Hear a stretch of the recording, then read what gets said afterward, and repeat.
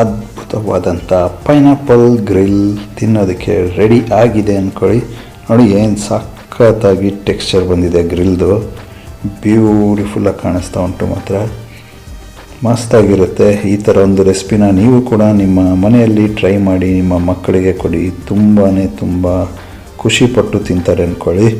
ಈ ಒಂದು ಗ್ರಿಲ್ ಜೊತೆಗೆ ನೀವು ಟೊಮ್ಯಾಟೊ ಕೆಚಪ್ ಆಗಲಿ ಅಥವಾ ಮೇಯೋನೈಸ್ ಆಗಲಿ ಯಾವುದಾದ್ರೂ ಹಾಕ್ಕೊಂಡು ತಿನ್ಬೋದು. ಇಲ್ಲ ಅನ್ನೋದಾದರೆ ಗ್ರೀನ್ ಮಿಂಟ್ ಚಟ್ನಿ ಕೂಡ ಮಾಡಿಕೊಂಡು ತಿನ್ಬೋದಾಗಿರುತ್ತೆ.